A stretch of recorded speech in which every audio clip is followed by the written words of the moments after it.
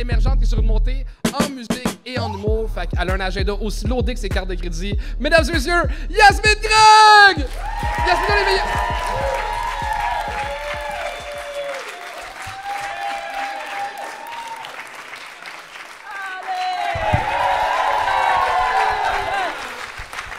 Allez! Merci d'être là. Bonsoir, je m'appelle Yasmina. Ça fait un petit peu plus qu'un an que j'ai fini l'école de l'humour. Hein. Vous savez ce que ça veut dire? Je me cherche un poste de barista. Merci d'avoir ricané à ça. Non, mais c'est fin d'avoir ricané. Moi, quand je vous entends rire, je me dis que c'était une décision très éclairée de ma part d'avoir abandonné mon doctorat pour faire des jokes. Oh, c'est le même silence que mes parents ont fait quand je leur ai annoncé. Bon, en tout cas, comme toute fille dans la vingtaine aux tendances lesbiennes et à l'estime chambranlante, j'étais au doctorat en psychologie. Hey, laissez-moi vous dire, personne dans ce programme-là qui va bien. OK, personne dans la gang de mentalement stable. On est toutes là collectivement comme « Ah non, mais c'est ça, moi j'ai vraiment choisi la psychologie parce que j'ai une passion pour comprendre le cerveau humain. » Puis c'est comme « T'as pas besoin de comprendre le cerveau humain, ma belle. T'as besoin d'aide. » tu sais. Merci pour ça.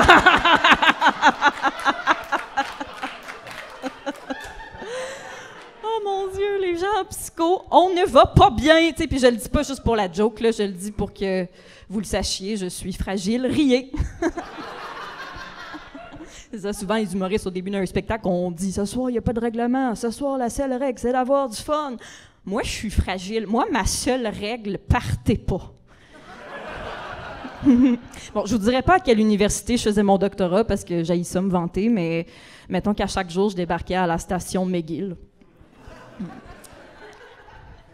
Et je pense que j'ai rendu un service à la population en quittant le doctorat. J'aurais tellement été une psy de merde, mais vraiment, là, une psy de merde. Moi, jusqu'à la semaine passée, moi, j'ai toujours pensé que briser le secret professionnel, c'était mal vu. Turns out, c'est illégal.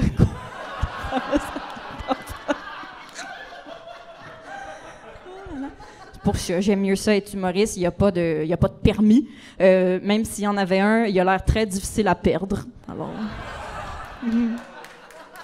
Non, applaudissez pas ça. Non, en vrai, j'ai été au doc en psycho, moi, parce que je voulais suivre les traces de mes parents. Ma mère est psychologue, mon père est psychiatre, j'ai pas envie d'en parler. Je le recommande pas. Grandir avec un psychiatre et une psychologue. Mon premier mot, c'était thérapie cognitivo-comportementale.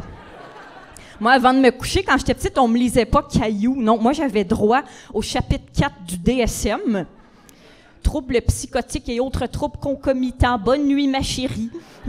Là, pour ceux qui savent pas c'est quoi le DSM, c'est le dictionnaire des maladies mentales. Vraiment, vraiment une lecture parfaite pour moi à 4 ans. Parce qu'à cet âge-là, pourquoi avoir une couleur préférée quand on peut avoir un trouble de la personnalité préférée, hein? J'avais 5 ans, je savais pas c'était quoi du bleu, je le savais en hostie, les 6 signes précurseurs du trouble schizo-affectif.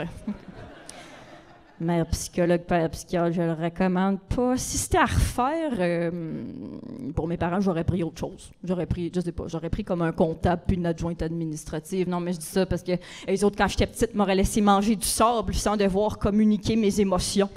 Oh mon Dieu, très jeune, on me demandait, moi, de communiquer mes émotions. T'sais, moi, je communiquais, c'était moi les RH à la garderie, là. Mathis, tu me manques de respect. J'en ai géré du calice de niaisage, tu sais ça. En maternelle, j'haïssais ça, les sorties scolaires, moi. Tout le temps, moi, qui avait la charge mentale d'expliquer aux autres enfants que le monsieur bizarre dans le métro, il est pas méchant, il est juste en psychose et celle-ci est exacerbée par son trouble d'usage de substances illicites. Je suis brûlée, quelqu'un amenez-moi un fruit trop long ainsi qu'un petit jus. C'était difficile. Mais j'ai été aussi au doc en psycho, je voulais suivre les traces de mes parents. Par contre, difficile pour moi avec leur métier de ramener quelqu'un à la maison. Il fallait que j'y pense 2 fois. Une fois, ma blonde était triste. Elle était comme, mais là, Yasmina, ça fait des mois qu'on sort ensemble. Pourquoi j'ai jamais rencontré ta mère? C'est quoi? Es-tu homophobe? Quoi? Pire. Psychologue. Ramener une fille à souper chez nous, là, c'est la soumettre à une évaluation mentale rapide et gratuite. Oui. Mais ça serait-il possible qu'on mange le couscous sans prescrire d'activant à personne? Bon. Oh! Pas fan d'activant ici cet asseoir. Regarde, je vais suivre les traces de mes parents aussi. Je trouve qu'ils ont travaillé tellement fort pour avoir leur carrière. Ma mère, là, pour être psychologue, elle a fui la guerre du Liban pour immigrer à Montréal. Puis mon père, pour être psychiatre, même affaire. Il a tout laissé derrière lui là, quand il a fui l'agglomération de Lévis. D'ailleurs, les cultures libanaises et lévisiennes sont vraiment plus proches qu'on pourrait le penser. Oui, mon père, quand il était petit à son école, là, il y avait un gars tout le monde l'appelait Petite Queue. Et ma mère, au Liban, dans sa classe, il y avait un petit gars, on l'appelait pareil, mais en arabe. Puis ça m'a comme ému de voir les similarités de leur jeunesse, tu sais. Comme quoi intimider un jeune sur la taille de son pénis traverse les océans et transcende les cultures. Voilà, j'espère que ça vous a pas traumatisé, que je vous ai dit que ma mère, elle avait fui la guerre. Il faut pas s'inquiéter, hein. Moi, j'oublie tout le temps que ma mère, elle a fui une guerre parce qu'elle va souvent à la buvette chez Simone en Audi, tu sais.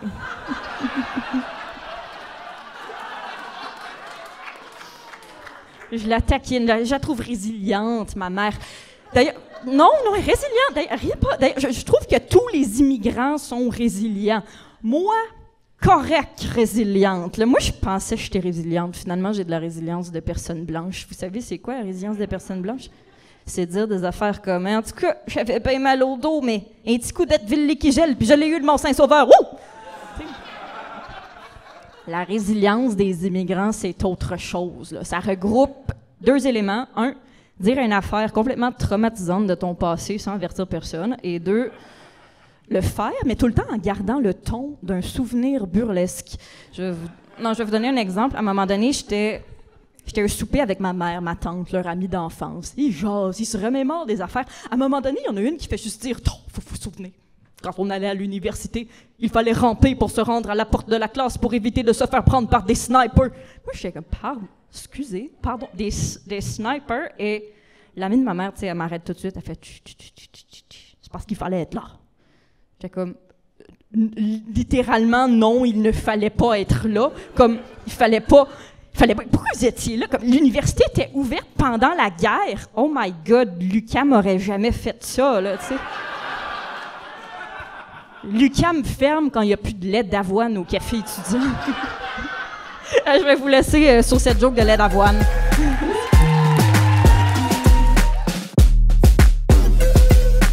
On vient de finir la soirée Notre-Dame du stand-up. Si vous avez aimé le vidéo que vous venez d'écouter, il y a une autre édition qui s'en vient. Les billets sont dans la description. Vous avez du plaisir? Je m'haïs en ce moment.